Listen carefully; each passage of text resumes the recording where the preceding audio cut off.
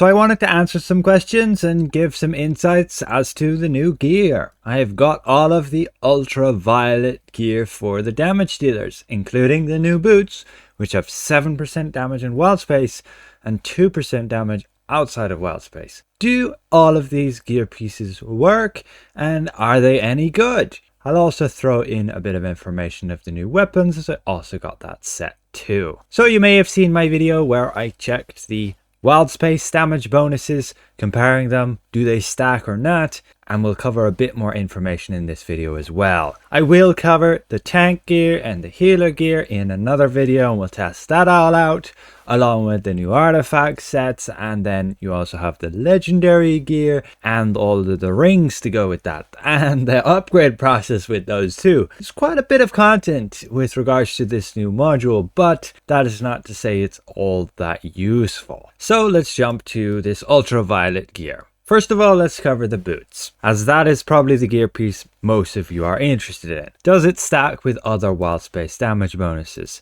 like this damage ring here, potentially this other damage ring, which I did not include in my previous video, I should have. And then there's also this shirt here, with then also the option to run a lesser bonus ring from module 27 with the 3.5%. We already know that these rings don't stack with this shirt either. None of them stack together. The highest bonus will take priority. And that is the same with this older ring. They all won't stack. However, these boots, similar to the other Starforged boots, the module 27 ones from the Moondancer, we did test that they did stack with these bonuses over here. And that is the same with the new boots. Now, if you're still a bit confused, here is the table. So, the type 1 bonuses on the left will stack with the type 2 bonuses on the right, but none of them will stack with themselves of the same type. You cannot run the module 27 ring and the module 28 ring to get a higher damage bonus. Just the highest one, that's all you're getting, 5%. So yeah, you can't stack any of these together. So your best option is to go with the module 28 boots and the module 28 master ring, getting you 12% extra damage in Wildspace.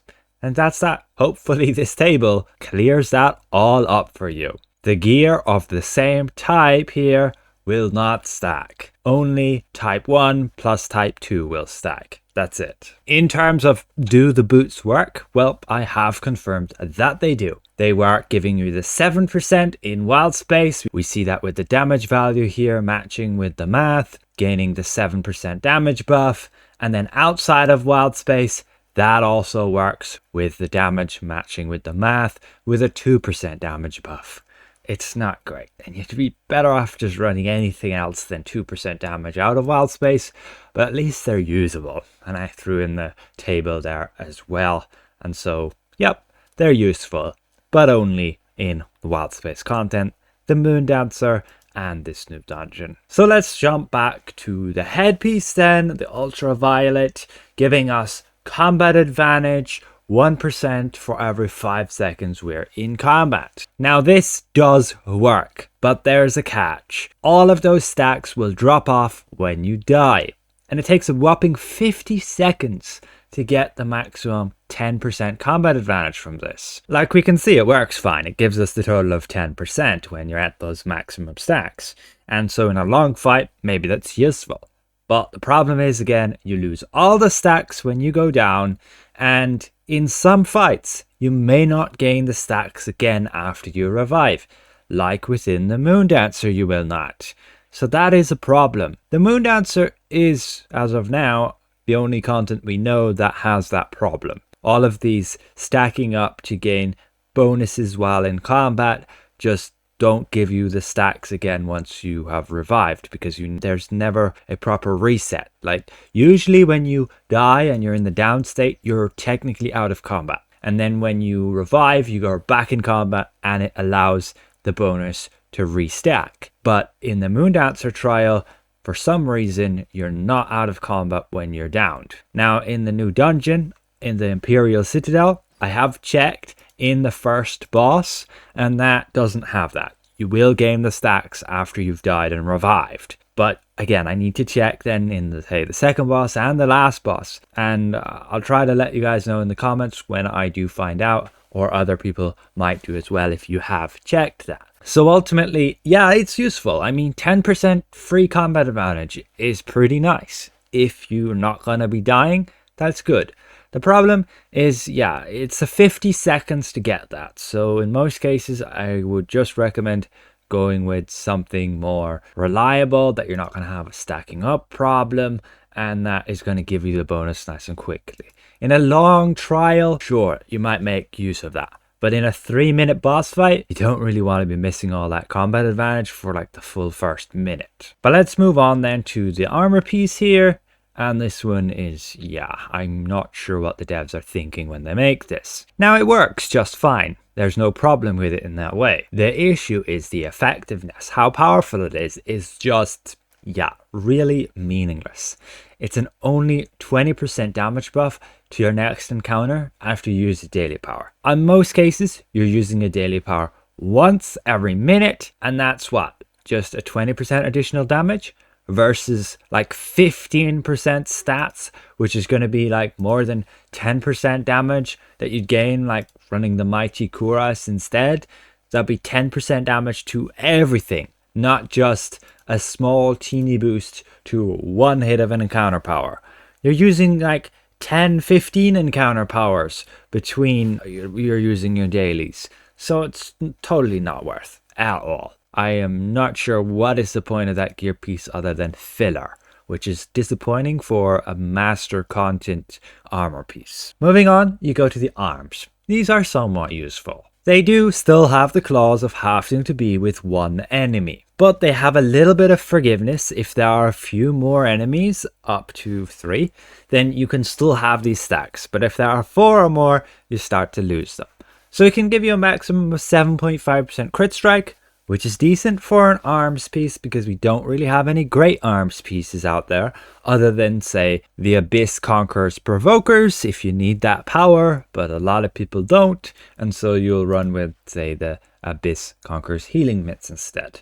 And like the total stats is not going to equate to the 7.5% you could get from here. So these have a place, but again, only in boss fights that have one enemy. You can't use it in multi-target. You can't use it in mixed boss fights. So you can't use it in the Moondancer trial. You can't use it in the first boss of the Imperial Citadel, and you can't use it in the last boss of the Imperial Citadel.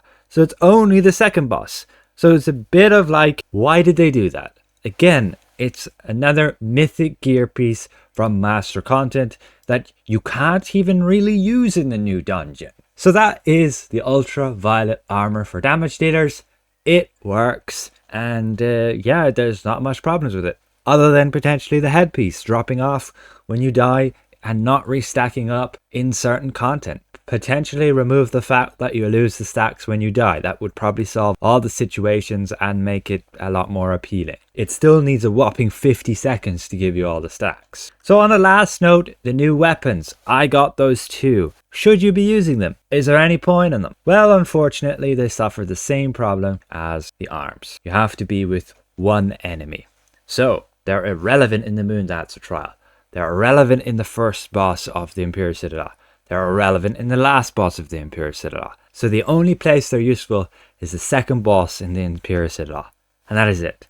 Again, that's really disappointing for a master weapon set. Now keep in mind I speak in terms of a damage dealer, where you want to have the stacks to gain the damage bonus.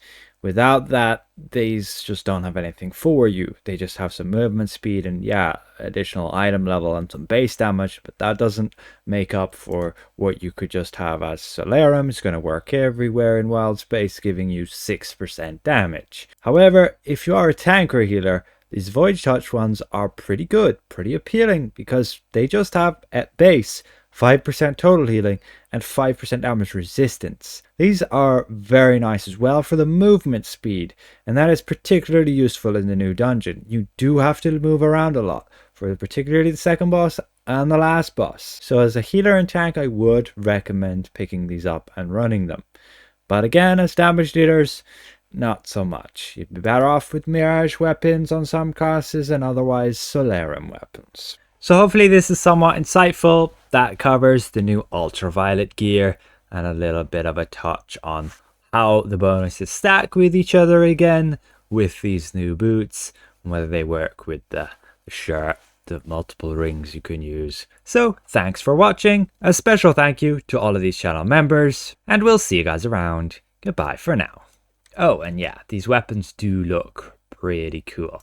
And I stuck a Plague Fire illusion on them, I believe, that kind of matches neatly with their already blue visuals. But I will be coming out with a video where I cover all of the illusions and we can see what those will look like. But that will be still a bit later until we get the next battle pass.